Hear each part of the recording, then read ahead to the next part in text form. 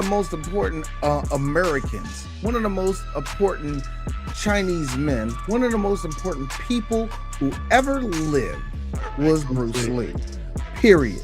There's no way getting around it. His influence on martial arts, on combat sports, on meditation, on actually teaching people how to do martial arts, from even choreography in a movie.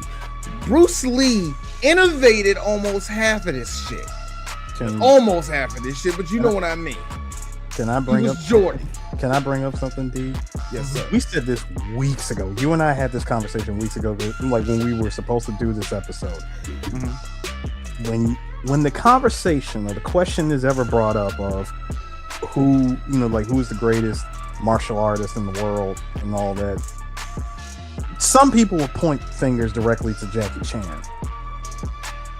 And I've always argued that as much as I like Mr. Chan, you just can't breeze past Little Dragon, aka Bruce Lee. No, you can't. I because this man crawled through burning shards of glass so that all the other Chinese martial artists, actors, stuntmen, whatever, can go through a door.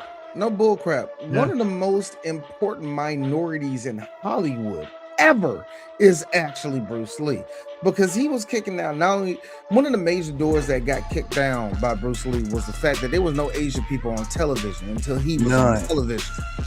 That's how monumental it was. Him being Kato was a big fucking deal to Asian people. He was the first one there. Also, literally. Keep in mind, because he wore a mask, it's because he wore the mask and the chauffeur hat.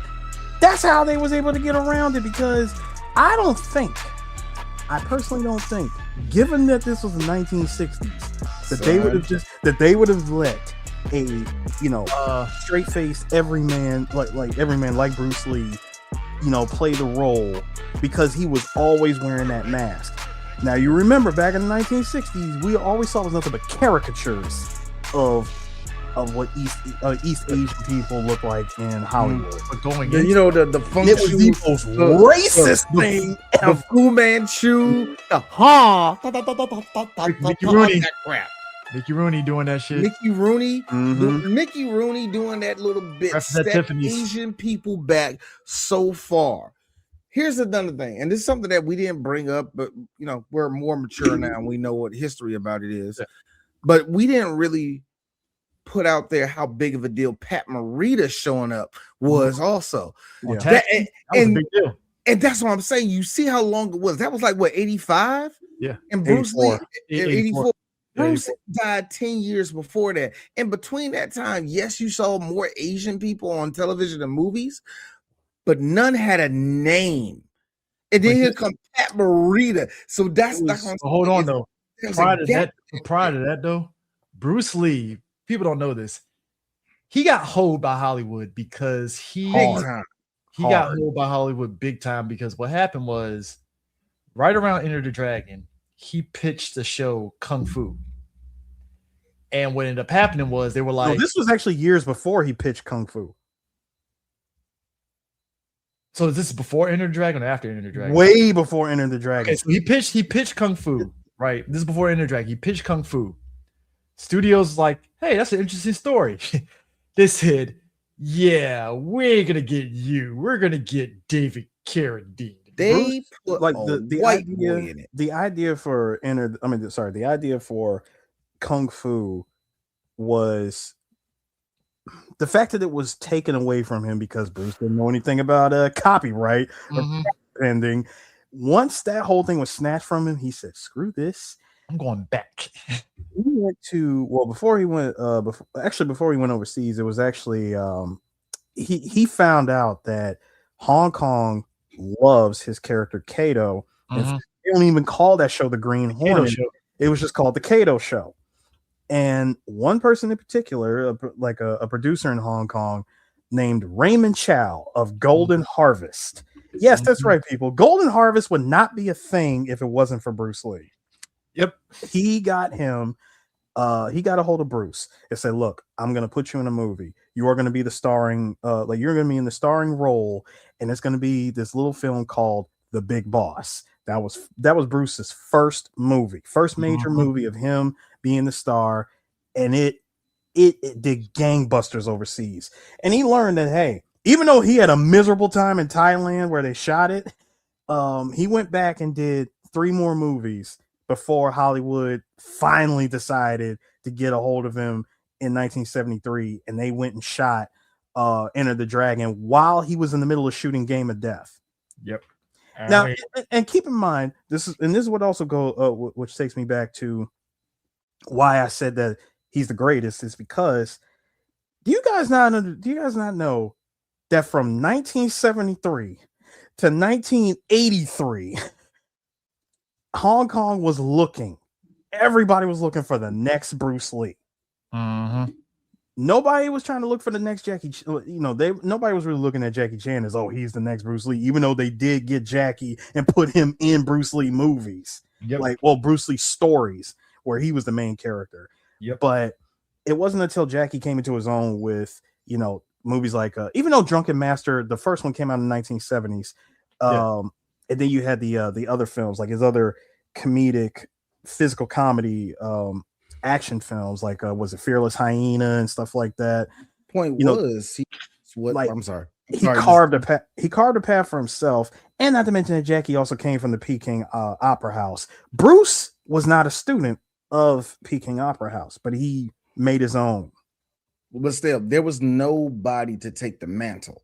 Yeah, no one could take it. There was just nobody there. Now, yes, Trey.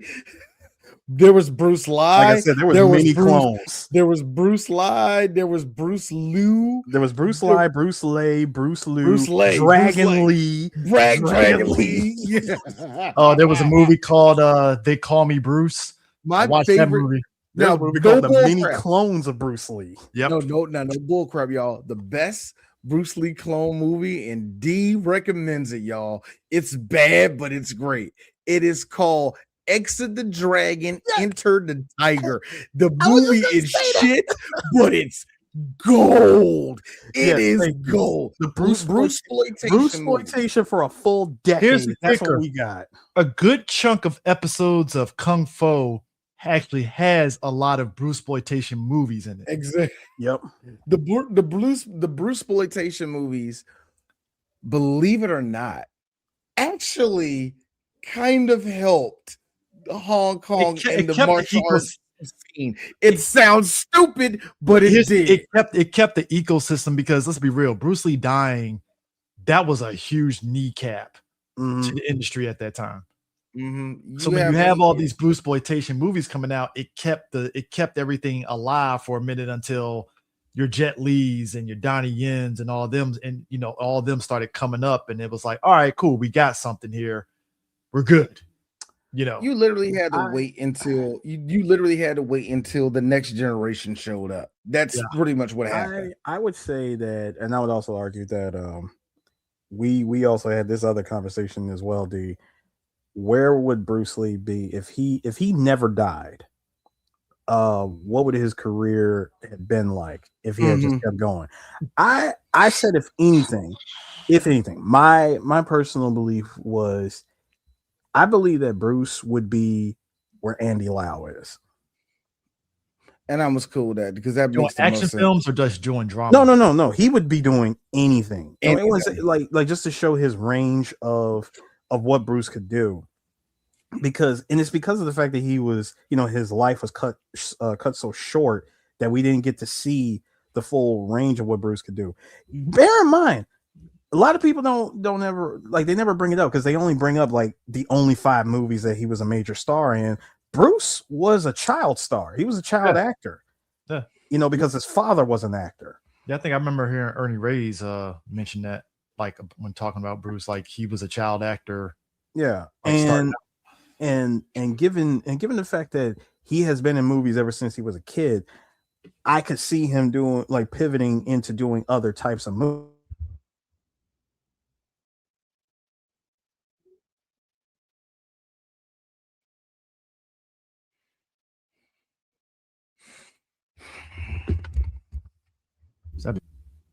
Okay, we good?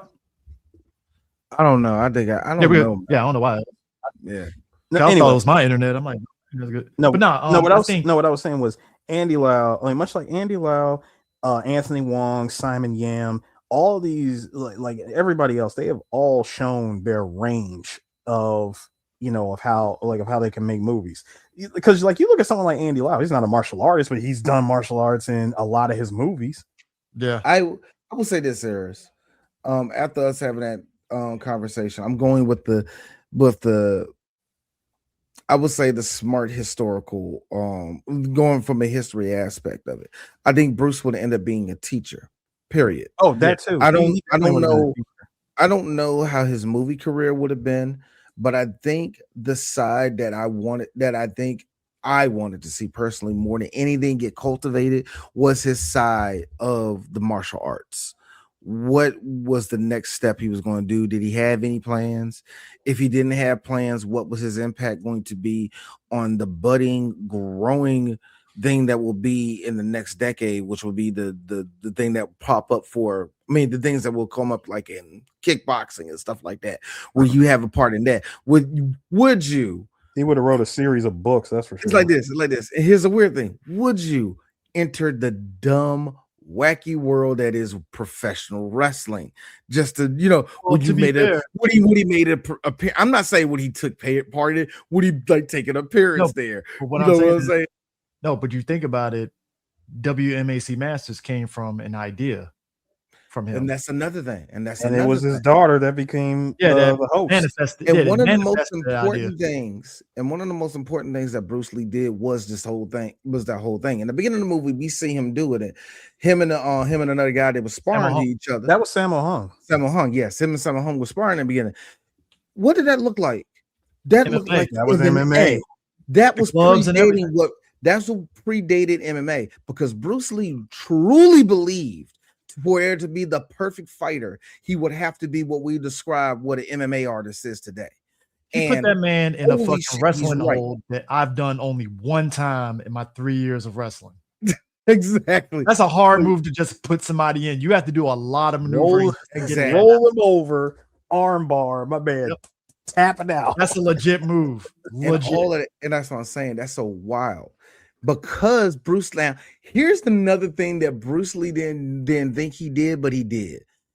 Him saying that, him making this movie was send a shockwave to a young man who was from Toronto, who was in the Marines.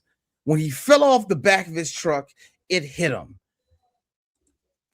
I need to make something that the world remembers, something that they will remember me for.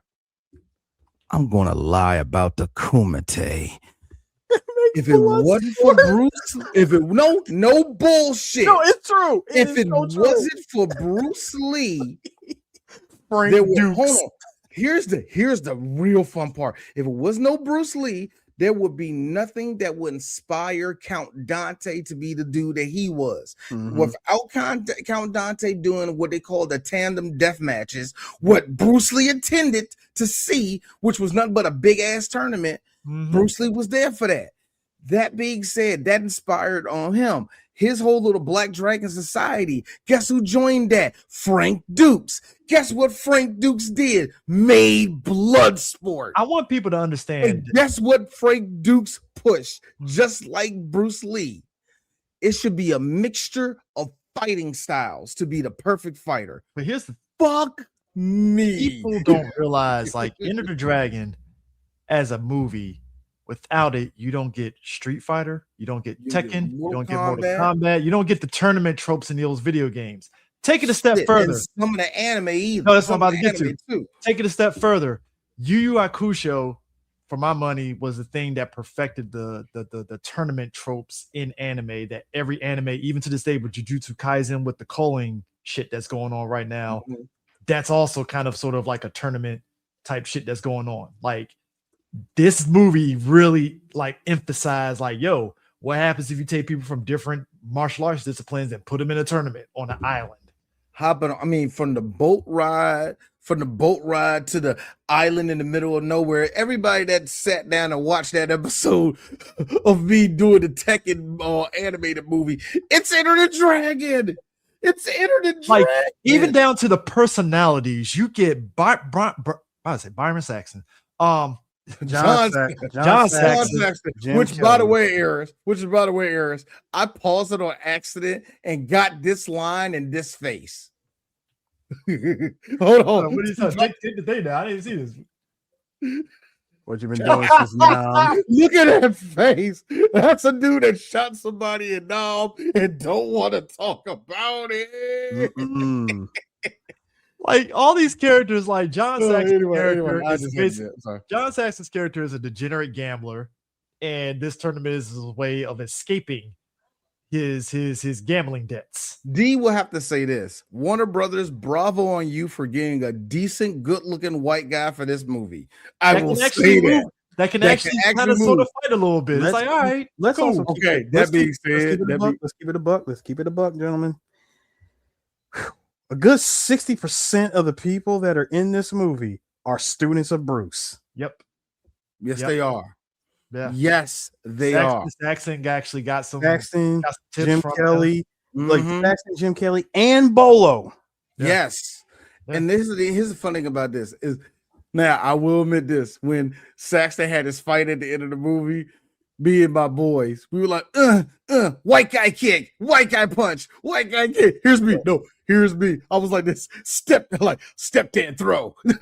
Look. Saxon went from I'm gonna do some kicks to fuck it, back alley brawl.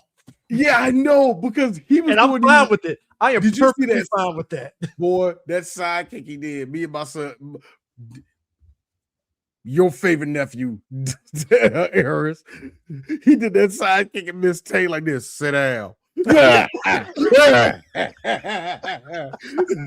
Why is he fighting Dad? Like, nah, y'all ain't gonna disrespect that. Listen. You know how bad it is? I'm trying to defend 1960s white belt punching. I'm gonna be like, stop talking shit. John Saxon got it. No, why? See, he get rough with my niggas. Look. Chuck Norris is about as close as you're going to get to actually a white person actually doing a high kick. Anything after that, you're. I hate how I stand by what I say. Chuck Norris, except for actually modern day, we got what's his face, Eris. God damn it, I keep forgetting his name.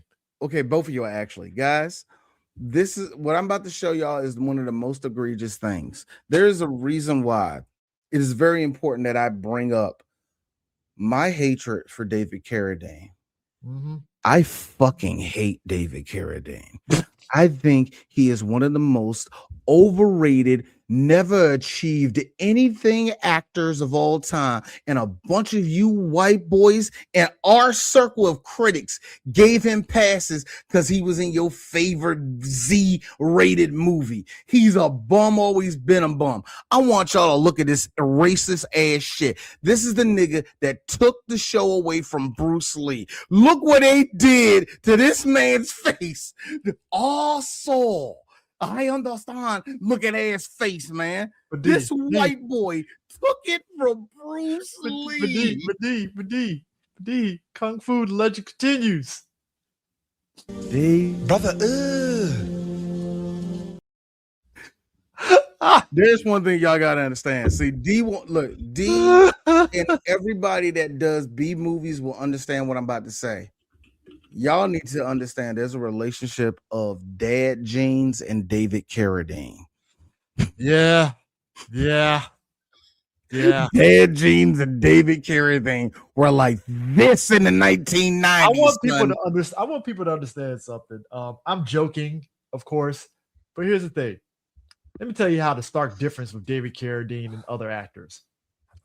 When Adrian Carradine didn't bother to act. That's hold on. When Adrian Paul gives a fucking Highlander, which was dropping around the same time as Kung Fu the Legend continues, that shows you the stark difference between somebody that actually can fight and somebody that's on some bullshit like David Carradine was in that show. I just like how they made it a detective show. They had no choice because he wasn't carrying that show. They gave it to his son that nobody remembers. Was that his real son, or was that like no, his that was just actor son. It was his actor son. But yeah, I'm mad that show got 100 episodes. I'm so sad that I'm so mad that I'm so mad that I had to mention Kung Fu the legend. I mentioned that. But we have to mention. See, when I think of this, all I think is that denim. I think of denim. I just see denim. Let me tell you something. Here's how. And then they gave look at the hair that they gave David. David will rock this thing for the rest of his life because that will be the closest thing to he will ever be, I guess. This man was rocking corduroys and sandals and was like, I know Kung Fu. And I'm like, all right, bro. They had a slow motion do. Every time he was fighting, it was like the most, we're going to do slow motion kicks because, mystical and all that. I'm like, all right, Dave, you're not that quick. Yeah.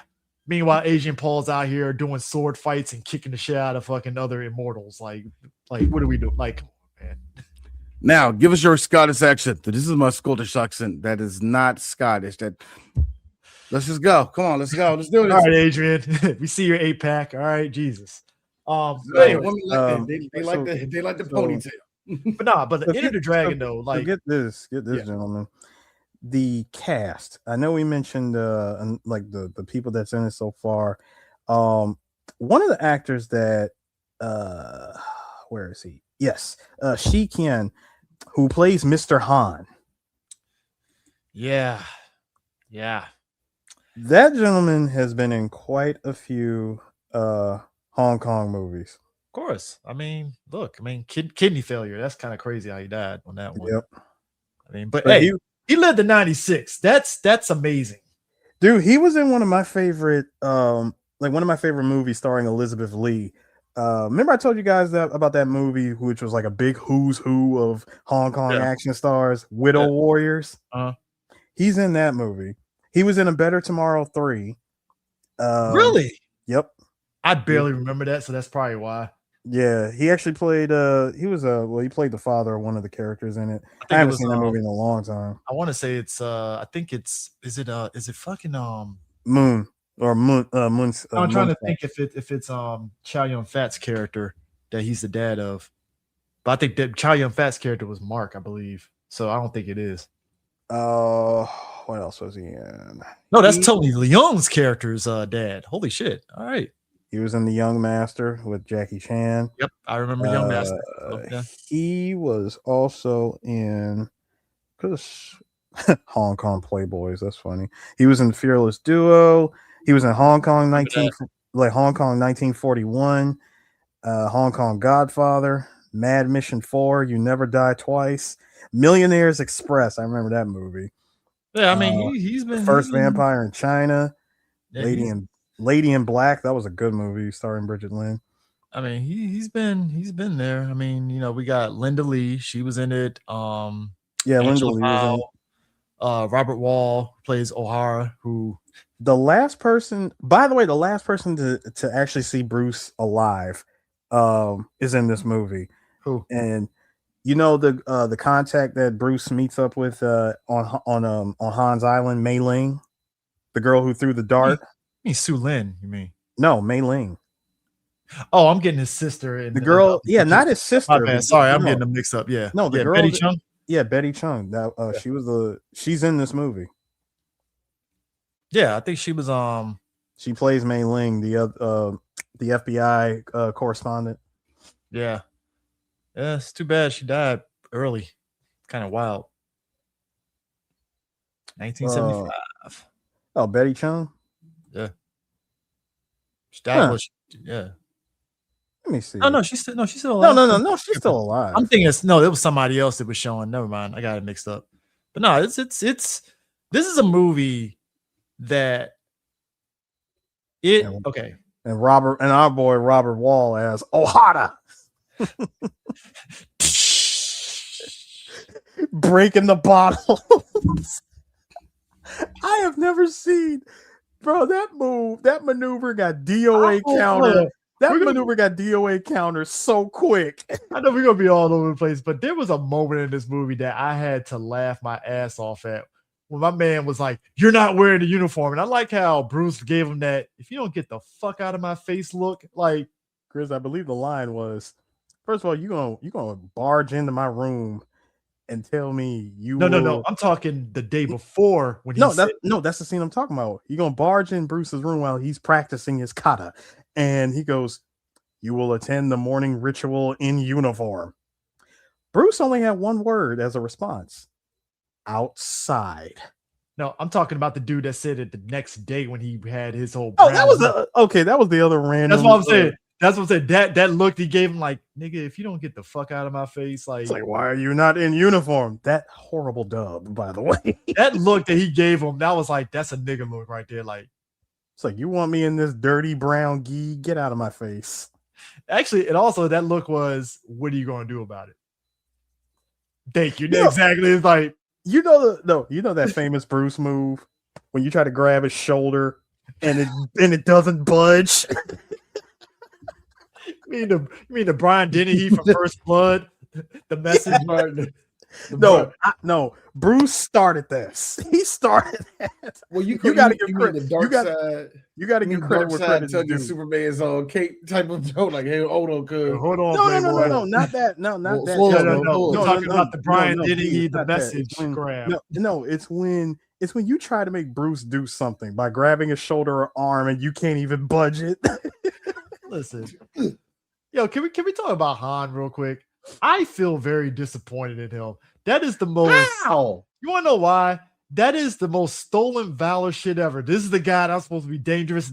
He had a gimmick, and when you took that gimmick away, that dude was getting washed. Okay. Let's keep it a buck. Hold on, let's keep it a buck. Going off of the premise of this movie, Chris, I will say that Mr. Han is Shang Tsung without the shape shifting. Take the claw out here, man. Fucking Black Belt Jones will beat his ass like a rented mule. So, all right. He was kind of holding his own against Jim Kelly though. Even without the fake. Nah, that claw. As soon as he kicked him, I was like, well, Jim Kelly lost like 80% of his health. He didn't even have the claw. He didn't have the claw. No, it was just he hit the metal thing. And I was like, he lost 80% of his health. It's like, wow, he's already in heat mode. Damn. Go ahead, D. Go ahead. So first off, yes, Chris, he would. We all right. When he put on the iron hand, we was like, I was like, oh shit. I'm like, oh shit, he got his pimp hand, and my son was like, what you talking about? And all you saw was, it was the repeated chop. Oh, no, for me, it was the repeated chop followed by him removing the glove, and you see that the hand is doing the Kyrie Irving. Exactly. Oh my god! That's the moment he took the glove off. I'm like, when he did that, when he did that, I turned to the boy. See, I got these tiny hands. I'm like, he got Trump hands. He got iron Trump hands. Hey, look, I'm talking shit about him, but I do appreciate the villainy of it and how he loses the hand. And I like how at the end when he lost the fucking the tiger claw hand and that big blowout mark, he said, fuck this shit. I gotta get the fuck up out of here. When he did that, no. It's when you go, both my sons, get it, don't pick it back up. No, hey, that's where they got the idea for Vega from. As soon as you lose the claw, you gotta pick it back. Okay, Vega had two hands. This is what I wanted to say. No, but the claw hand still. He loses the claw, which Mr. Han has in this movie. And he scrambled to try to get it back. Here's the thing. All right, check it out. He had a bear claw, the regular 4 claw. He had the skeleton hand, which I would like to believe was his actual hand. He had the Sunday leisure hand. Sunday leisure hand. He had the one that just did this. Like, what do you need that for? Tuesday. He had the Michael Jackson glove hand. Rhinestones. He got that nigga got off the wall on the back of his wall of his office and shit. Hold on. There's a random, straight up. It's not even like a metal hand or nothing. It's just the straight up little Hulk gloves you get. It's the fact that he has a collection of these hands. I'm like, bro. Okay. This is what I want to say. My sons, shout out to Donovan and Sante. both of my sons have been really, really listening to their dad riff because these niggas had me dying. And one of the lines was this. That motherfucker want to send somebody to Detroit so bad. They was like, any second now, take him to Detroit. They was like, I like, this is not that movie, guys. No. Stop that. Stop that. They was like, any second, he's gonna say, take him to Detroit. Send him to These Detroit. niggas had me die. Which is funny because way down in the basement of Hans Island was a collection of captured women, abducted, drugged, and sent to God knows where. Sir. I know which island they went after they left this island. Topical, D. Well, hold on, sir. You messed up here. You just scooped past the drugs. They had the best opium that you can get on the market. Yeah, they did. It ain't nothing like getting your ass beat by a shorter. Look, hold on, Eris. There's nothing worse getting your black ass beat by a short Asian man with a bunch of heroin addicts around you. Hey, Chris, you said it. You said it best. It's the wire all over it again. Right off the island string. Straight off the bowstring. What's up, baby? Talk that shit now. They brew that opium right there on the island, son. Hey, I ain't gonna lie. I was kind of like Saxon when he saw his boy Hank hung up like that, beat the shit. I was like, I know. These like my boys like they lynched him. They ain't lynched him. They ain't nothing around his throat. That was a single beat down of Han saying there were questions that I was forced to ask. I got no answers. And my pimp hand was strong that day. Very strong. I'm looking at Bruce like, hey, Bruce, extra life strong. I'm looking at Bruce like, no, that's your fault. Popped him with my ring finger. I'm looking at Bruce like, hey, Bruce, that's your fault. God, black you man. Did this. You did this shit. You did this. You see that? Where's my reparations? See that Asian people? To the family? You see that Asian people? How we do shit for y'all? No. I got to side with Bruce on this, gentleman. Bruce was sent there to do a job. Jim was out there doing katas. Doing katas with the 1970s headphones after he done smashed like four hopefully of age girls. That too. Look of age. Because hopefully of age. When one actually got the nerve to have a brush talking about where are you going? Out in the moonlight, baby.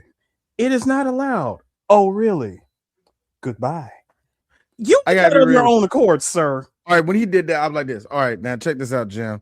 I will always respect you for what you did for the image of black people and what you did for us to make us really want to be in martial arts. That was a yellow nigga line.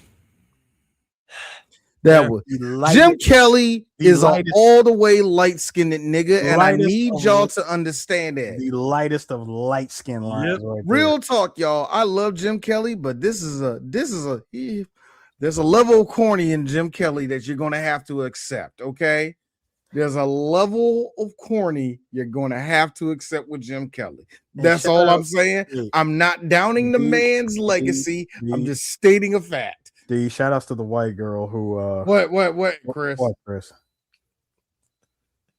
North Carolina's out the tournament. VCU. What? Don't do that. I thought we found BB. VCU. I thought we found BB in the heart. I don't know. Stay tuned on that one. But anyways, continue. Sorry, it just popped. They're just gonna AI him, and we're not gonna know that he's dead until 4 years from now. When homegirl said, she said, "Go ahead, pick one." She brought brought a bunch of girls to his room and tells them to pick one. Well, bear in mind, Jim. I get it, sir. You got to show black man machismo here.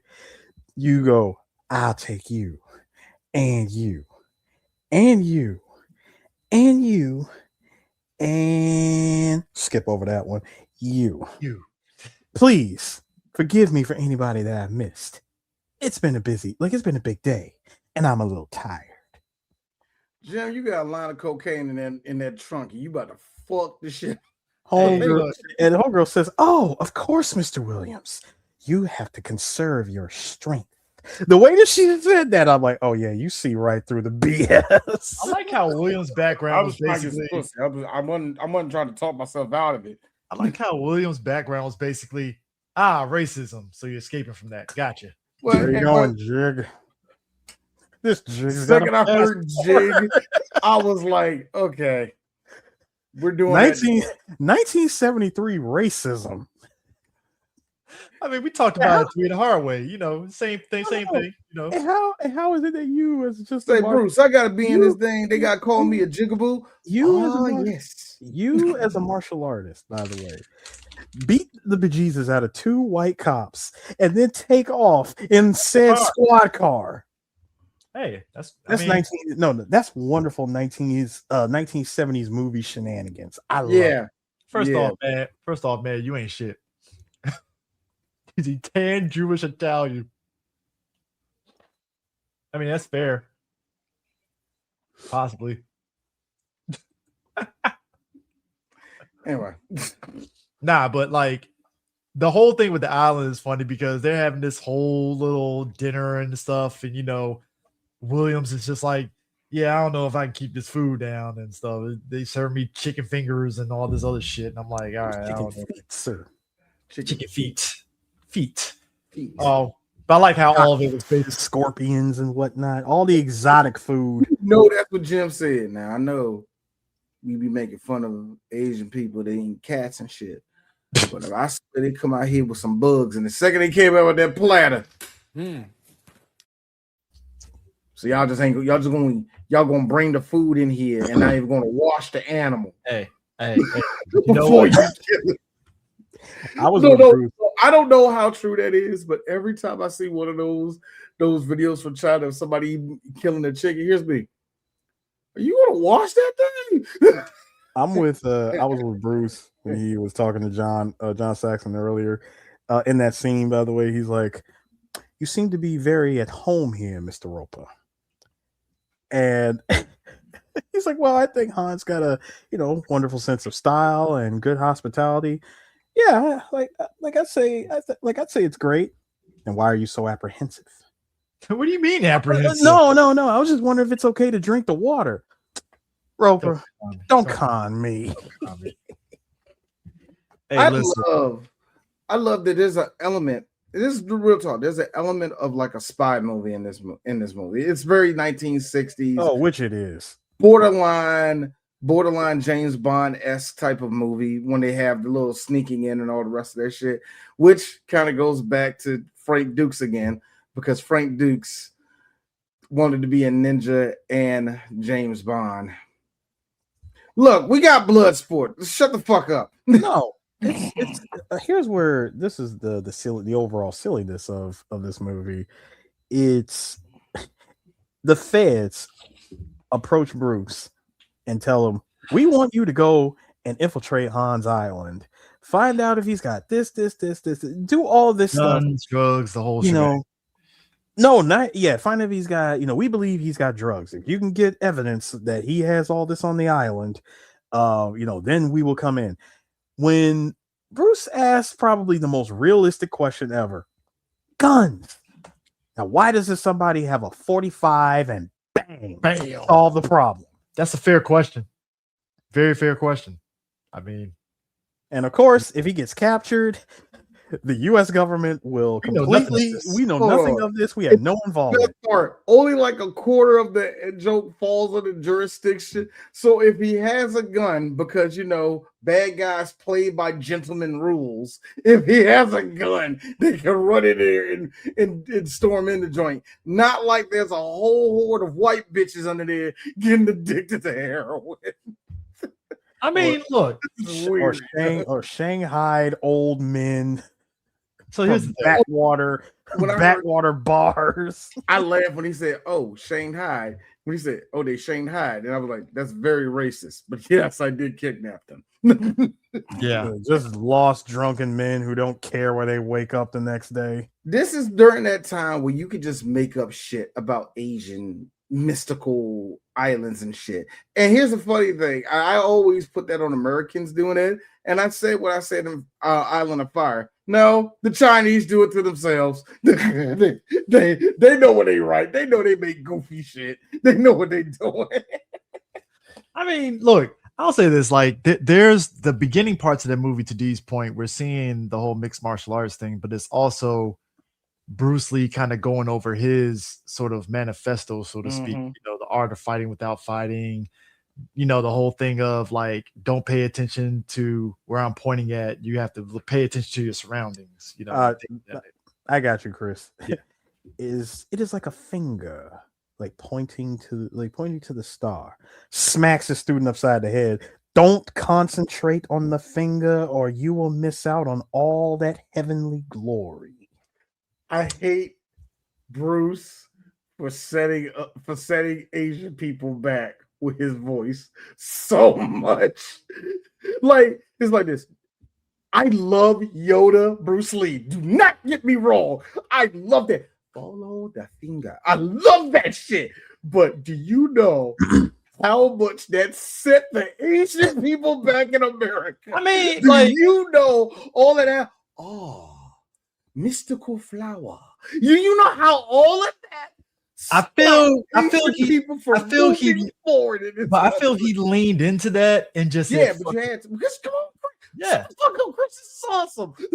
Yeah, like he leaned into it, except for moments where he legit asked like the most realistic question: guns. Now, why doesn't somebody have a 45 that bang solves the question? The look on his face when they gave him that flimsy excuse of they can't have guns. He just eye roller. Hey, listen, stupid. I ain't gonna lie. It's stupid. I just pointed out the plot hole and y'all just ran past. I gotta be real. This was kind of like a cold line a little bit because that was the coldest line. Here's the thing. It was boards don't hit back. Past that though, you are even in real life, you get people that do these gestures to show how tough they are, and you're just sitting back like, what the fuck is that doing? Like your boy and Chris, best example is your boy. Casey. Yeah. It's like you little Primatine there, like smack. That's gonna cost you, Tinkerbell. Stop. I'm sorry. I'll never call golf a dull game again. I'm sorry. I opened up the chest that is TMNT. No, but you're fine. You're fine. Oh, you're fine, D. Because it's Golden Harvest. It's Golden Harvest. It's Golden same universe. Hey, but D ain't lying. Same cinematic universe. Yo, D ain't lying because when Casey said, "Oh," I'm like, okay, that was funny. That grunt. I'm sorry. I always lose it. You little. I always lose the gesture. He's like a little private. Here's the thing, yo, O'Hara had to be the most. Oh, you're getting your ass kicked because as soon as he hit that, I was like, Bruce was looking at him like, oh, I'm gonna wreck your shit after this. I told you he was already gonna do it from you will attend the morning ritual in uniform. Like Bruce is like, I could kill you right here in my room. I'm gonna do it at the tournament. This fight right here is hilarious because even to this day, them quick hits he got on O'Hara is fucking hilarious. That man was like bip, and it's like, oh shit, the fuck happened? When you first of all, you eat you eat two backhands, and on the third time it's like counter backhand. Do you know what? You got hit with the same backhand. You know why I like this scene? I'm just gonna be real with you. The reason why I like this scene, the reason why I like this scene is because I could speak minority. I know why you wrote that scene that way, Bruce. Yeah, the white guy don't get no punches in. I agree. This fight was a wash from the beginning. That was a 10-0 matchup. I'm not even gonna give it dignified to a 9-1. Boy, you gave the controller. You gave the controller to a 3-year-old who has a phone in his hand. Why would you yo? If he pressed X repeatedly, I would be surprised. You got your ass. Sir, you did press X. That was the counters. Bip. Nah, and then this is the destiny of a cheater. When he grabs some fucking sake bottles and was like, let's dance. And I'm like, oh, you're dead, sir. Bruce like, oh, Now I got the green light. I can murder him. It's the leap on the chest. That no, man, the round. Hold up. No, the roundhouse kick that took him down to the ground. bro. He foot dived his ass on his And chest. I keep forgetting that foot dive doesn't end like that because the foot dive doesn't end with the snap because everybody thinks that zone. You know that. No, Bolo did it to my man, that one of the guards that failed the previous night. He did that shit. No, Bolo killed at least 4 people. Especially after say 3 people because one guy just got it was 3 punched in the face and then he just said, "Fuck it, I'm gonna fake dead." No, if I'm a fake dead. No, he didn't. Talking about the second to last guy. No, but you remember, Chris, he did that step back. No, I'm talking about the second to last guy before he fucking cradled the last dude like this and shit and broke his back. Okay, he cradled him, and the other guy, I believe, he punched him. And let's just keep it. He punched him, and that dude said, No, but let's just keep it the 1970s movie shenanigans. The punch killed him. Yeah. He killed everybody. There was enough force in the punch to kill him. Yes, he punched him directly in the temple. He's dead. Hey, look. I don't feel bad for that last dude that tried to run away because if I see Bolo do that, I'm like, you know what, bro? Just kill me now. I don't give a fuck at this point. What I love is that everybody that falls down in this movie, they all have that same Charlie Brown sound effect when they hit the ground. They sound like the Pink Panther when he falls down. Yes, that one. This is how you know. That's how you know this is from the 70s. Yes, I look. I'm sorry. I'm a nerd. Okay, I'm a nerd for stuff like this. I recognize sound effects from that era, and I'm like, oh wow, it was in this movie too. No, you know what I love? No, I'm sorry to go back. Yes. To go back to what you said earlier, Eris. Yeah, I'll be scared too. That part. Look at that. Look at the pecs on this guy's. The veins from this pecs alone tells you that's a man that's going to kill you. No. For me, it's the evil demon time smile. Yes. Dude's shoulders. That's a dude that is getting in your butthole. I'm sorry. Hey, look, man. Look at that dude's shoulders. That's crazy. First of all, you pulling my man's hair, and you just hear that snap. Look, Bolo was a force to be reckoned with. I mean, I remember even in Double Impact when he had that fucking missing eye and shit. I was like, just kill me now. You got him missing an eye just made him stronger. It really did. He just got stronger. So, first of all, Bolo ate a shotgun blast to the face. Thank you. That's all I'm saying. I'm like, nah. Sorry, it wasn't the shotgun. He had the shotgun. Yeah. He ate a regular gunshot. I believe that was a regular guns don't do nothing to Bolo. You got to shotgun him. Gave him a scar across the cheek and messed up his eye. So it did a little something to slow him down. That's what made him facing off against Saxon so hilarious because Saxon was like, fuck it, dirty, bit his fucking leg and was like, all right, bet. I thought that fight was gonna be something else because watching this movie, like when you watch this movie for the first time, matter of fact, if you were to take yourself back to 1973 when this movie came out, in your mind, you thinking that when Bruce is getting ready to take that step, he taking them 2 steps to go ahead and fight Bolo. I was like, oh snap, we about to get Bruce and Bolo. John hits them with the let me cook.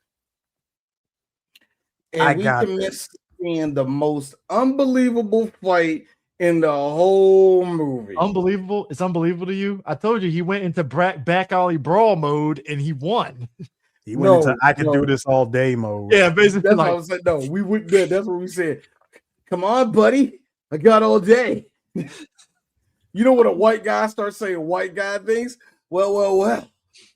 Look at the cat dragged. To be fair though, I did like the camera shot of Saxon when he's telling Bruce, I got this, and Bruce is like, just all right. And I like how he folded his arm and just backed off, like, all right, bro, you got it. And that's like the famous kicking the camera move that Bruce did, John Saxon did. That right there was like that.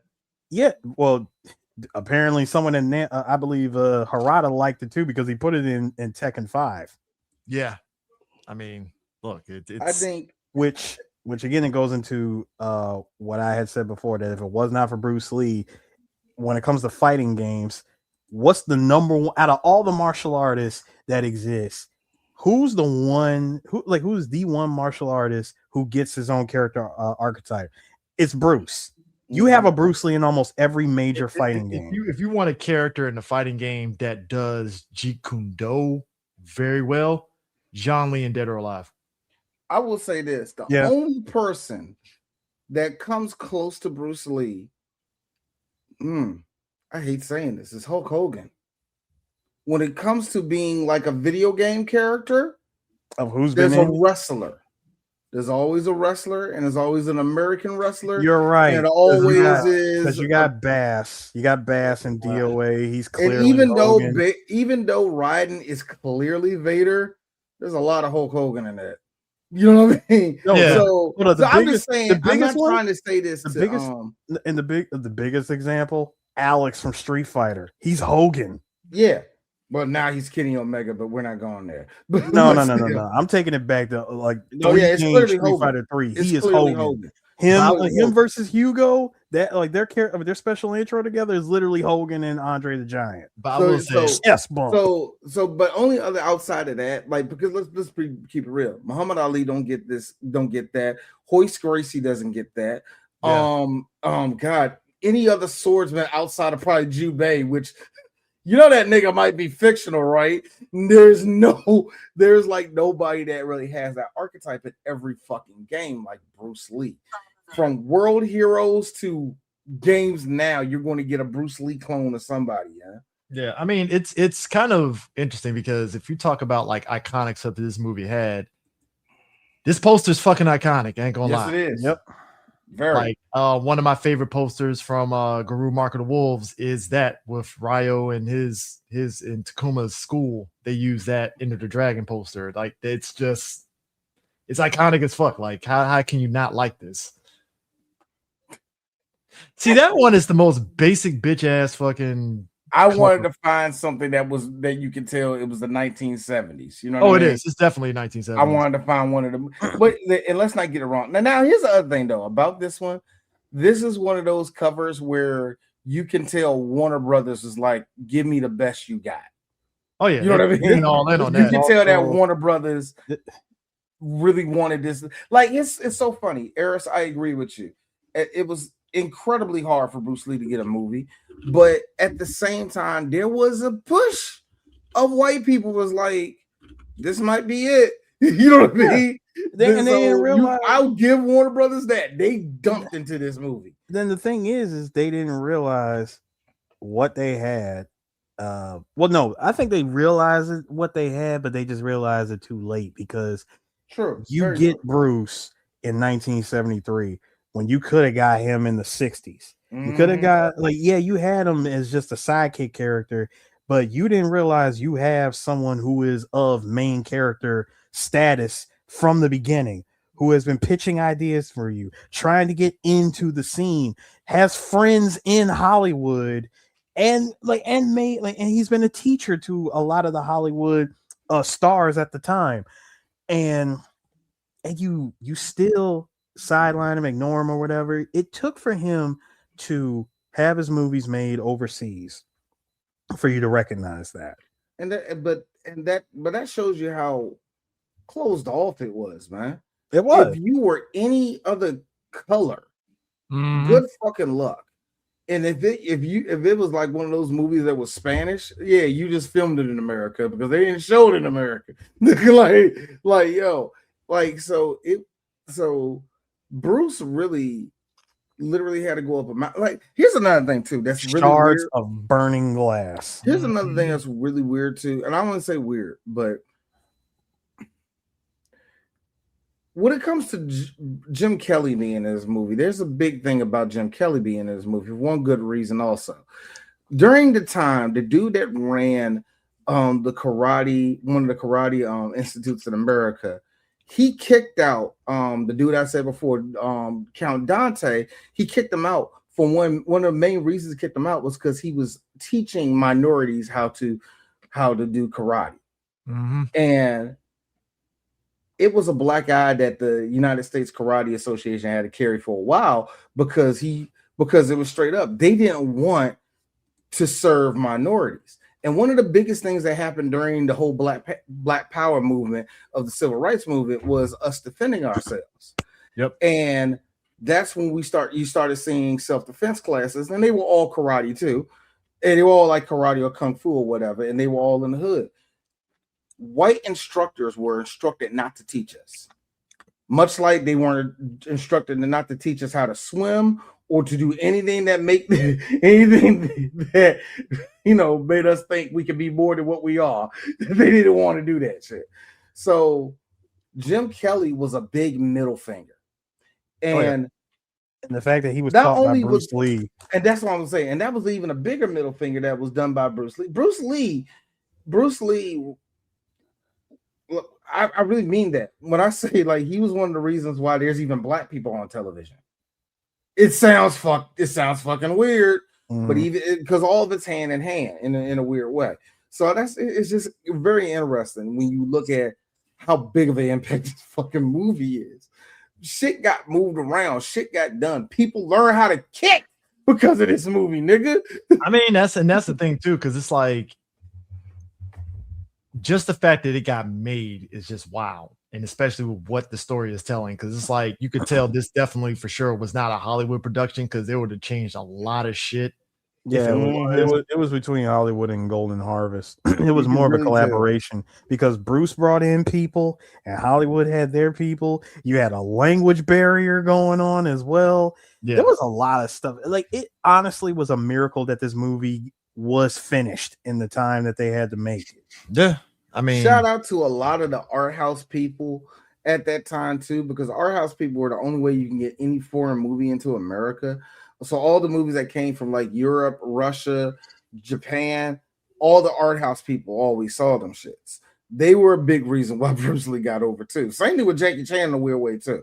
That same kind of section of white people opened that door for there to be martial arts and all the rest of that hit. So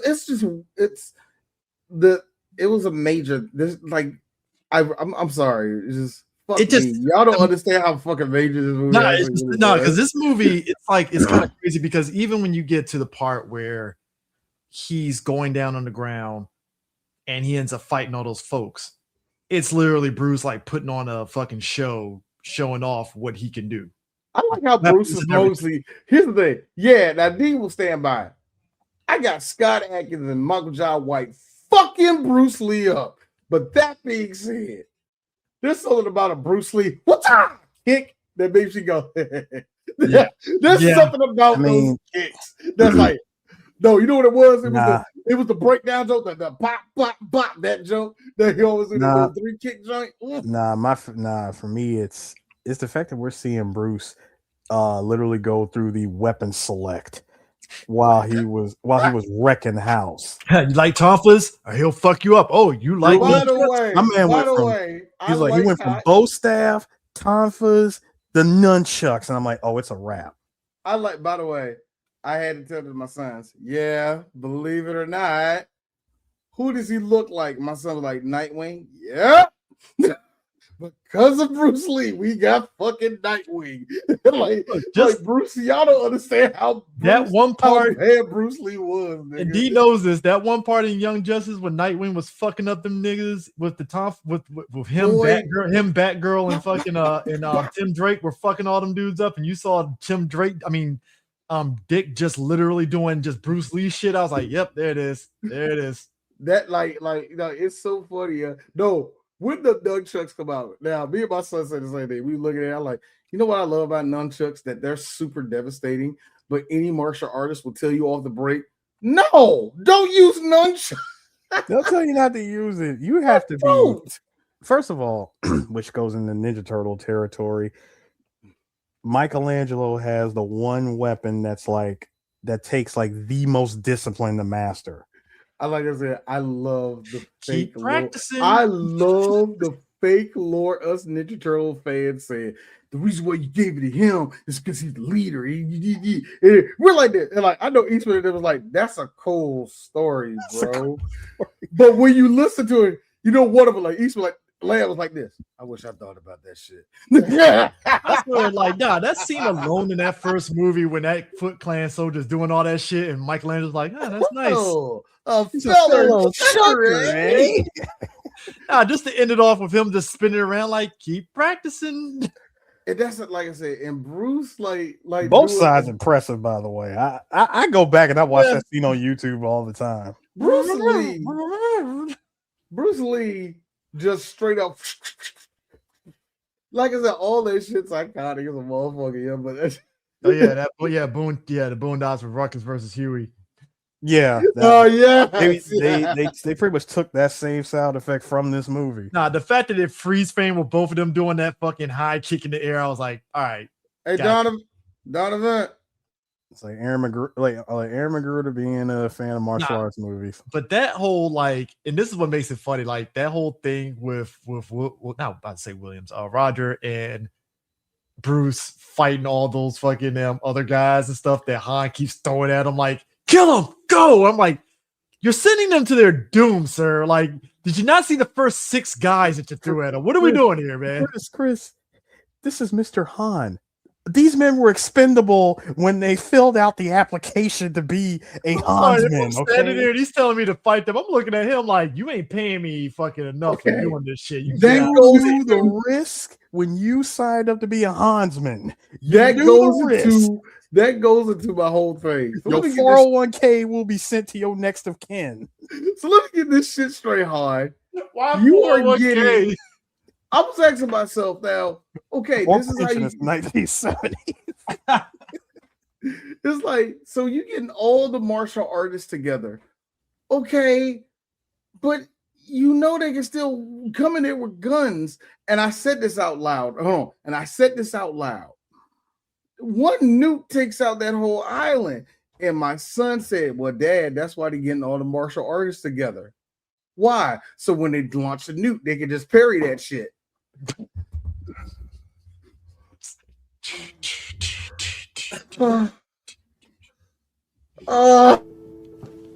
Fair. I know, right? Fair. That is fair. That's a fair. Still stuck. He said, nah, Dad, they're gonna do the Jin joke when they do the double. I'm like, shut up. I'm still stuck on the fact that these motherfuckers are getting. No, I was like, they're gonna do the joke when they do a little backwards. I'm just still stuck on the fact that these motherfuckers are really getting a pitch, and they were in fucking orientation. It was like, all right, if you do 5 years on this island, you get a pension. All right. Question. You know for a fact that because this is Mr. Han and this is on an island, this is not a union job. This is not a union job. No, this is not. When we say there's overtime, it is mandatory overtime. I mean, I've seen the uniforms. I've seen the disheveled look on these guys. This. I got to be real with you guys. This work site is 7 days a week. It's 7 days a week. Don't worry. It's a flowing system. You're not going to feel nothing. Tagging the yellow belts. Tagging the yellow belts, bruh. Boy, not a single Hansman stood a chance. Then come in the release drunken Islanders. Hey, them drunken Islanders got more to lose. They about ready to just say, fuck it, let's go. I like how Han. Hey, shout out to the one who actually ate the full bear claw scratch from Han. Hey yo. I like how Han went to every rec center in China and got the first niggas he saw to be his henchmen. None of these niggas knew how to throw a punch. Like none of them. The guys that were in jail had his shirt open and was literally fucking up the dude that Han's henchman that had the bow staff and shit. And I was like, wow, this is a movie in and of itself. I want to see. I like how when they came back after Han died, and you got that one dude that's still there pushing him by 3 niggas. Just pushing him. That beat the shit out of this dude.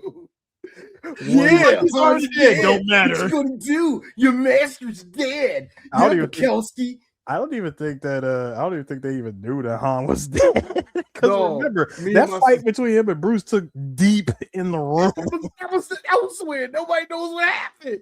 No, they just knew that Han ran that way. Bruce came back. Everybody was either on the ground, dead, tired. Still niggas with white shirts trying to fight back. That's all they know. How Bruce looked at Roger and was like, "Yeah, they got here pretty fucking late."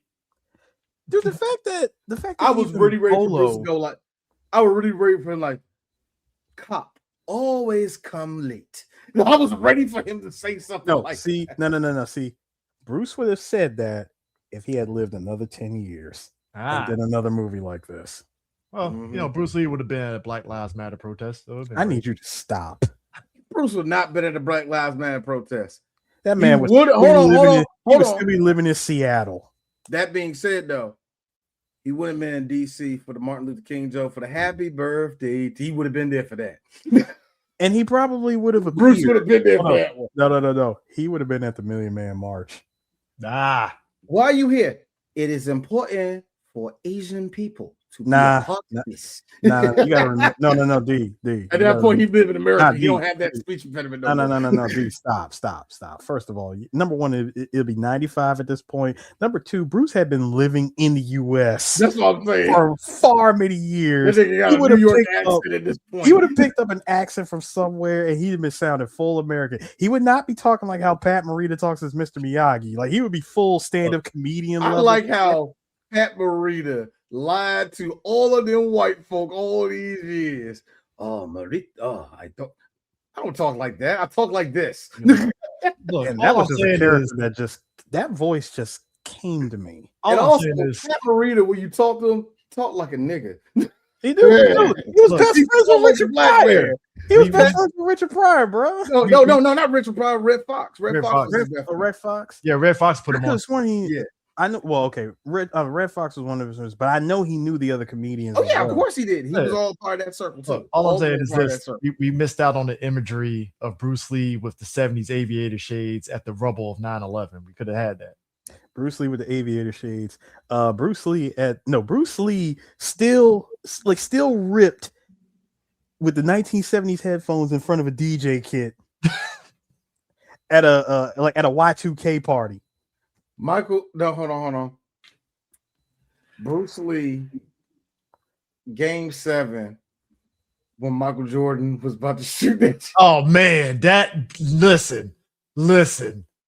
I really mean this. It would have really truly been gigantic. Oh, it would have. No, I really mean this actually, what I'm about to say.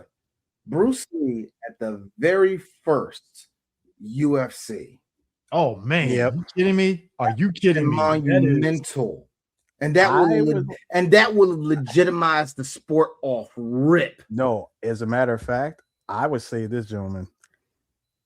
I believe if Bruce was still alive, that the story of Mark Kerr and them, nah. It would have been changed. All of that would have changed. Bruce would have been the one that would have just started UFC, and the amount of red tape that he more than likely would have to go through to get it not sanctioned. I don't think he would have started it. I think he would have been there to legitimize it. Well, that's not to take part in it. He needs to be there to be on the microphone. This is the wonderful thing that we wanted in martial arts. They needed that. Yeah, that's what I'm saying. Dude, he would have been traveling the world and bringing the world of UFC to the masses. Exactly. While everybody was trying to get it banned, he's like, no. Like, we're letting everybody know this is clean sport. Exactly. You know, right. Injuries are gonna happen. You know, like in any other sport, it's full contact. Bruce Lee and Steve James would have been insane. Now, hold on. Now, do you want to know something funny? Thank you, Tevin. Because D likes to be a little bit reality of everything of the future. I think Bruce's career in America would have been shit, but that door would have been wide open to do like 4 or 5 canon movies, and he would have said yes. And we don't know where the trajectory would have been, because you know for a fact Menachem Golan would have gave him a Brinks truck and say, put whoever you want in this movie. That's what I would like to see. What would happen if Bruce Lee got to do at least if Bruce Lee got the same contract that Charles Bronson got from Cannon? That is something I would love to see. That would have been a game changer, but that would have changed not just action movies in America, but it would have changed action movies that were getting filmed in Hong Kong at that time. That's a good one. Yeah, I would love to see him in Cannon movies. Bruce Lee and Bullet. Yeah, Bruce Lee. Yeah. Can you imagine Bruce Lee in a no? Can you imagine? Just imagine, if you will, for just a moment, because we've seen it with all the other martial artists. Bruce Lee in a car chase. You want that? I don't. I want that. No, that's like me. That's like me. Chris, I'm sorry, Eris. I'm sorry. That's like me wanting to see Sonic the Hedgehog being a NASCAR jump. Here's the thing. Here's the thing about this. No, again, I'm talking about expanding the range. But here's the problem with that. It's the same problem that happened with Jackie Chan, where Jackie Chan, we know he tends to go in range. If you remember, Jackie Chan did that movie Thunderbolt. Great movie, by the way. Mm-hmm. But in the grand scheme, people don't really care for it because it's just, he's not fighting. He's just doing racing. And he did a good job of showing that, but nobody really was like, yeah. Any movie where Chris, he's not kicking a lot, they do that. If I may, Chris. He did that because Mitsubishi said he owes them one. Oh, I know that, but what I'm saying is to just do that, and people kind of like, even if you put your best foot forward in it, people are just like, eh. All right, I got a good one, guys. If you could pick one, what Chinese detective movie is he doing? Ooh, you can only pick one. Detective D. Like I say, is it going to be Better Tomorrow? Is it going to be Hard Boiled? Hold on. Is he going to be in Infernal Affairs? Like, where do you see him as an actor? Where would he been at? I think I'll be real with you. I don't think Bruce. Fair. Sorry. I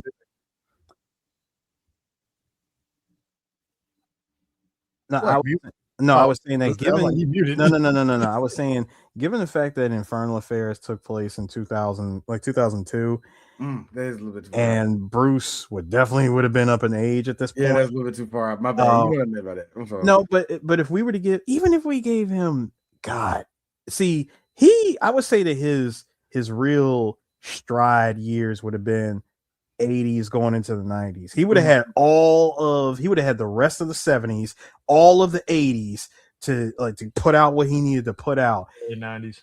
And by the time we hit the 90s let's give him 1998 is his last action movie. Is the last I could see him. Okay. Let's give him 1998. I would have put him in the movie at that point. That was the last. That's the last.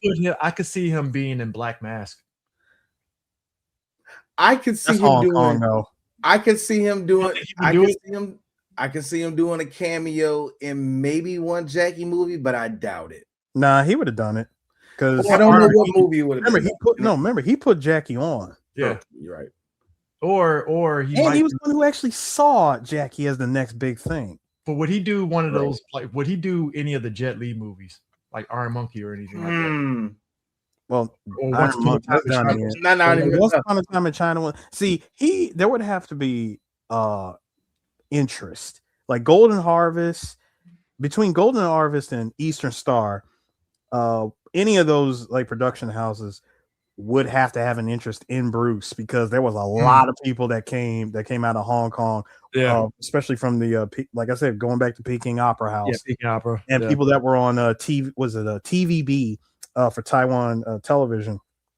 A lot of stars came out of that camp, and oh man, to throw Bruce in there, Bruce, if anything, would have had cameo appearances. He would have had a lot of cameo appearances. That I would see him doing that. I would see him playing various roles. He could either be a villain in one movie, he could be a good guy in this movie, he could be in this he could be like a supporting character in another movie. I see Bruce like really trying to expand his range. Mm-hmm.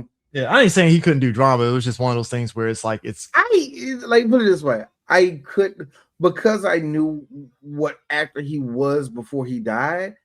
I don't think he would have been an actor. That's all. Yeah. You know what I mean? I think he would have. Oh, and don't get me wrong. I think he would have tried, and it mattered how the movie worked out. You know what I mean? I think he would have definitely tried. What I could have seen him being, oh God, this is something that we were denied. We were denied the Bruce Lee stunt team. Yeah. I mean, yeah. I hate to be this person. Oh, this is a weird one. Or his team of choreographers. True. We would have, but I'll be real with you. I think the world needed Jackies. Yeah. No, I mean, no, for sure. I hate say you see what I'm not trying to cancel out what you said because you're right, but it feels like I hate saying, well, you needed to die because we needed, you know, I hate saying it like that. It's but more of a, but you know what I'm trying to say. It's just one of those I know things what where I know what you're saying, but bear in mind, Bruce Lee wrote this movie. He wrote Enter the Dragon and he wrote Game of Death, not the one that we saw in 1979. Go back and watch all the footage that was left on the cutting room floor of him going up the pagoda. And that's the reason why I got giddy thinking the idea of him doing canon movies, because they would have gave him the keys. Here's where you want to know why he would have got the keys for a canon movie? Because his only movie that he ever directed, Return of the Dragon. Mm-hmm. Yeah. I mean, I'll say this though. As much as I talk my shit about Mr. Han, I will say him and Bruce's fight at the end I did like the drama of it. Like, even though he runs there, puts the claw on, and then they're fighting, he gets his hits in, but just that one scene where he leap kicked him in the face and you just hear the Nah. It's when he started dogging about. When he went pure Goku beating up on somebody with a lower power level. When he hit Khan with that quick kick where the dummy just flopped over. Yeah, the dummy flopped. Boy, apparently they sped that scene up. Kids lost it. Apparently you're right. You're right, Chris. They sped it up because it looks like, holy shit, he kicked the fuck out of him, but like they sped it up to get the impact right with him kicking it. It looked. Bro, it was just bam. I'm like, holy shit, like you should be dead. And then I was like, the yoink of the dummy. He was about to put this. He put this nigga. I'm like, he about to put this nigga in DDT. He did swing his foot back and kicked him in the head. I'm like, yeah, Bruce, stop.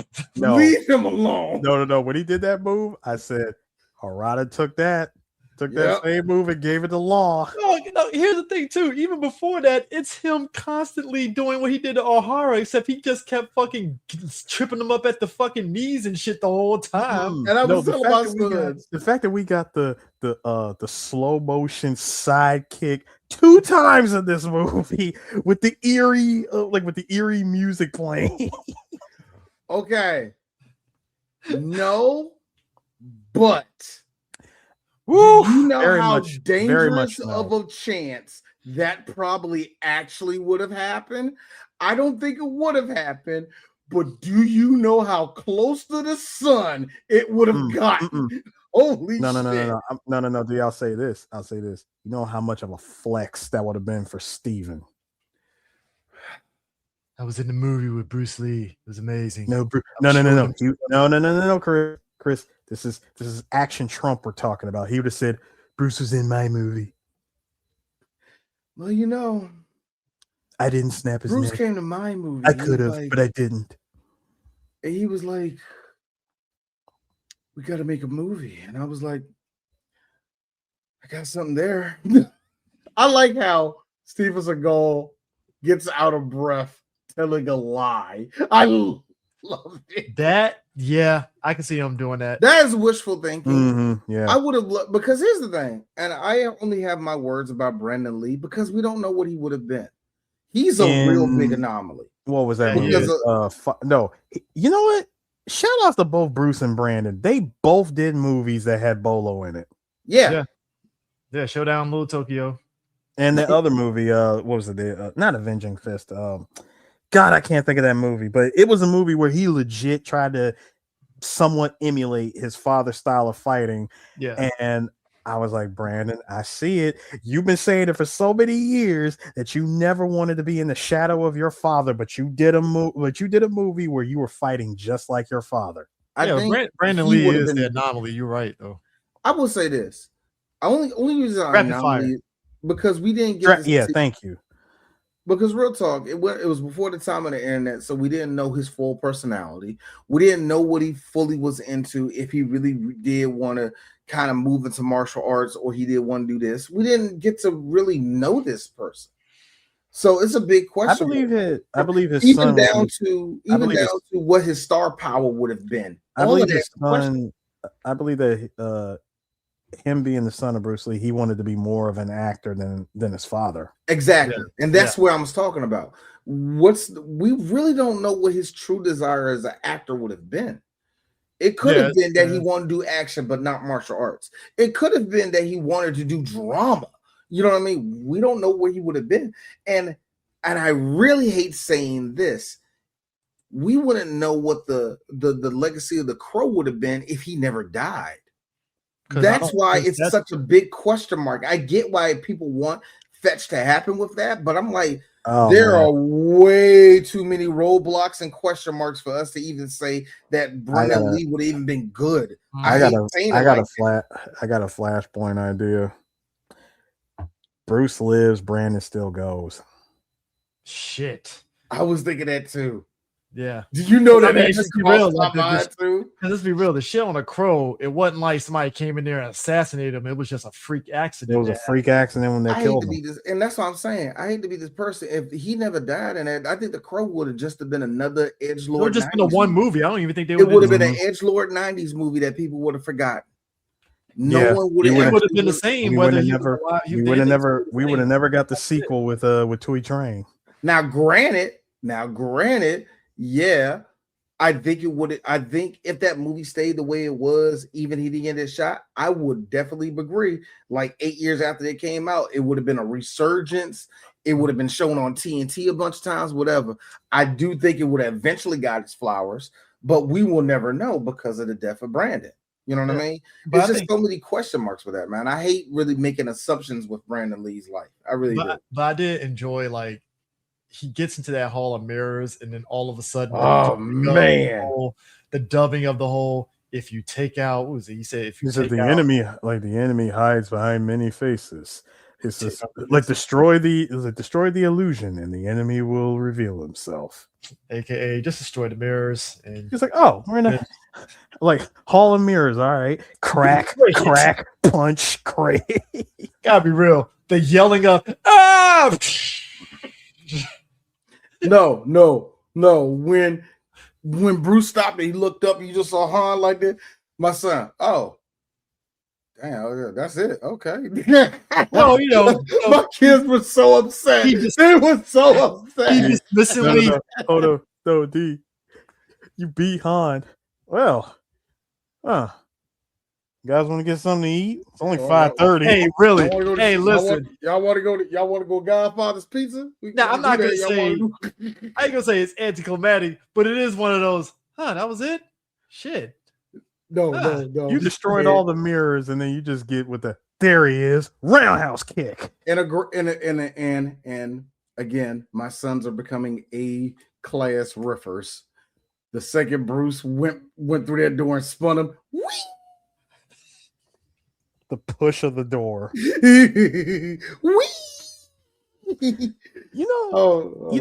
Something I always thought leading up to this movie, the way Bruce takes out the main antagonist, I would say probably the most gruesome one by far had to have been Big Boss. Yeah. Because dude, you get 10 fingers of death in the sternum. You're bleeding out. Yeah. And even with that, Bruce punches you. You hit the ground. He gets on top of you and does the tackle and multiple punches over and over again. For that to happen, that would be like the Barry Gordy's Last Dragon is already like I'm not gonna say iconic, but like kind of just I get what's the term? It's a cult classic, right? Cult classic, and they couldn't afford them. It's Barry Gordy. He had a lot of fuck you money. I think he could have made it happen. I don't think he would have. I think that's a pipe dream. That is a pure Negro pipe dream. But that being said, I wonder what Bruce Lee, when somebody, I do ask this question. When we get a mic to your face and it says BET on it, what will be your answer to the black people when we say what you mean? What would Bruce Lee say back? And I think, and I know, and of course, we don't know how his heart will change or anything like that. Yeah. But I would think it would still be one of, yeah, I'm proud of what I did. Black people, y'all like kung fu. Holy shit. Like, I knew y'all would. I mean, he had respect for Muhammad Ali, so you can say as much like Bruce realized that, most a good example, the whole joke with, you remember Jim Kelly went back to his old dojo, seeing all those bro. Guess who helped run that dojo? Thanks, Bruce. You see what I'm saying? Yeah. So I would love to know what I hate saying this because black people, we shouldn't care about what any other race thinks about us. But somebody who has given a lot to us, and I really mean it, and I would have loved to see Bruce see that. We love that nigga. We fucking loved him. I mean, we love him. Because of Bruce, we showed Jet Li love. We showed Jackie Chan love. You know what I mean? I think you gotta think about how big of that is. Both of those dudes have been black movies. I mean, but that's the thing, and I think that's what would have been interesting. All three of them in a movie. I think that probably would have been a thing that would have happened. I think they would have tried to make that happen. I don't know if we were denied. We were denied a Dragon Tiger Gate style movie of Jackie, Jet, and Bruce. It'd be Bruce's last movie. He's like 68 years old. He's like, this is it. So if we watch the action scene, this is a good action scene. You can tell that Bruce is slow, but they're working with him, so it looks cool as fuck. I mean, that's that. I mean, but that's right. We got denied that. But let's be real. Like I think that's the impact that Enter the Dragon had, and especially like when you relate to the black community. Like we already watched martial art films, but this was like the pinnacle. This was the Godfather for us. Where it was like, oh shit! Like this is. Because not only was it a big thing for Asian people, it was bigger for them, of course, but it was big for us because who that nigga with the afro? Mm-hmm. Perfect afro. A lot of people didn't know who he was. Yeah, who Jim Kelly was. So it's like, who is that with the afro? Who that cool looking brother? Yeah, he died, but did you see him in there? He had he had the Meditas on. Dude. He was all fighting, nigga. Dude, the fact that him and John Saxon were over here hustling everybody. Yo, exactly. I love the side betting that they was doing. Like, hey, that scene. Look, I'm gonna take a dive for three moves. On the fourth move, I'm dropping them. It's the look on his face, like he's like, nah, like get two more out of him. All right, get two more. I like that. It's the subtle nod of like, because it's like my man who was really helping on betting, and he's like, nah, my man's getting dropped. I ain't betting you, dog. Nah. And then as soon as he gave him that look, like, how many we got? He's like, hey, look, 4-1 odds, and he goes, all right, cool. He gave him that look, John. Like, hey, did he take it? Did he take the bet? It's like, yeah, he took the bet. Man, all right, please drop him. By the way, did you guys know? The dude that John was fighting, and when he was doing the side betting, and Jill bet on, when John was fighting old boy and old boy was dropping him, I recognized that dude. That guy played the son of the main bad guy from Big Boss. Oh, so he's a recycling folk. He was the one. He was the one that Bruce fought in the ice factory. Yeah, cool. I mean, it's Enter the Dragon was definitely one of those things. I mean, even down to the soundtrack. I mean, the soundtrack, the theme all the way to the yes, it was fire. All the way to the Jackie Chan neck snap. Just Jackie's 2 seconds on screen. You try to grab Bruce. What are you doing? What are we doing? What are you doing? Look what he did to my neck. No. It's the line from Family Guy. That's not how you sit in a chair. It's like, you don't grab Bruce like that. It's like trying to grab Bolo. It's like, look, I laugh how Bolo ate them kicks from that one guard that was trying to fight him. I'm like, yo, he ate that shit. Like, what was that? Like, what the fuck are we doing here? Like, bro, I love that 5-piece combo that Bolo was giving like a couple of cats, because you just saw them stiff punches just coming out, but it was in combo form. hey, look, man, Bolo thought I never wanted to get punched by Bolo. Hey, look, man, Saxon got arm barred up before he said, "Fuck this shit." Bite. Yes, he did. Man, bit them heels, and then wouldn't you know it, he hit Bolo so hard. What? Bit them heels. Oh, he did. Anyway, he bit them heels, and then he hit Bolo so hard, Bolo just keeled over and rested on the toe box of a random goon. I'm like, yo, that took him out. Look, it was Bolo's a nut gone. It was a very hard nut shot. Again, students of Bruce Lee. It's the Saxon special. He nut shots a lot of people in this movie. Hey, look, he learned from Bruce. yeah, That is a Bruce special, sir. It's a Johnny Cage special. Just done. That would be Van Damme. Split. Oh man, what we got next? But that is Enter the Dragon. Yes. I want to blame this on Chris, and then I'm going to blame it on Eris. Wow. I'm blaming this on Chris because you keep mentioning this movie, and now it's here. I'm blaming Eris because, come on, D. It's our 15th year. Let's do everything. You mean do everything? Let's do everything. If you say we're good at doing bad movies, then let's. Yeah, let's. This has been on our list for a while. Fuck you, Eris. Fuck you, Chris. Fuck you, Eris. Fuck you, Chris. Habibi firebombing got a missile tuck. If them robbers come through, then I guarantee they give it up. Lifestyle huge, this basic bitch, she in the little stuff. Hit a bucket, shit, I'm getting.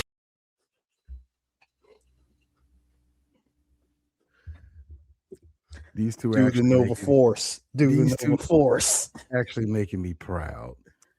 3BG, we do not take no pleasure in finally having to talk about a movie that we didn't want to talk about. What happens when you get the lady, one of the famous women from Golden Girls, one of 4 famous women from Golden Girls, and you pair her up with Sly Stallone? No. Remember that time where he was like, remember that time where remember that time when he went over there and she had his gun? He was like, don't clean the gun. You clean the gun, it's going to get ruined. No, stop, gentlemen. First of all, let's keep this all the way what it is. What happens when your biggest rival says that he's going to do this next action movie and goads your said rival into taking the movie first, and then come to find out I was never going to do this movie? It is absolutely terrible. You got suckered in. Congratulations. You played yourself. Well, to be fair, the revenge is Arnold did Jr., so it's like, I got you. But Junior was Here's the difference. I actually got to act. And you know what they didn't say? It's the skill daddy. Well, you did it. No, they didn't do that to me. They did it to you. Like, here's my thing. This movie is bad, but it is one of these movies where we're going to mention every time we get to the bad part. Just imagine, y'all, Arnold Schwarzenegger is in a movie theater with the fattest stogie going. He's like, he's like Robert.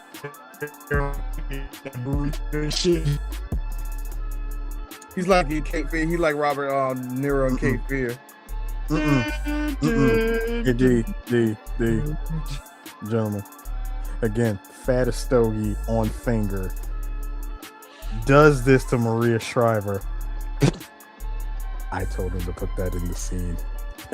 It's amazing. Look at him. Sure, Arnold. He's going to put on. Now look at him. He's going to put on the diaper. He's going to put on the diaper. Go ahead. Go down.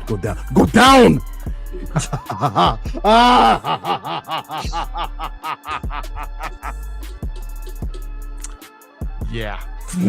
Get down now. Sir, this is a multiplex theater. What are you doing? If PB Herman can do it, why not? Does it look like I'm giving fellatio and smoking a stogie? This is America. Because I'm a stud. And you're a loser. That's what makes this so hilarious. This movie is bad for a couple of reasons. Now, I hate to. This is the last thing I will say about this movie. I will say this. Cinema Snob said it the best. There's a scene in the movie where somebody asked him, he's like, why would you do that? And Schwarzenegger had a look on his face where it hits him that he's doing this movie. He goes, it's my mom.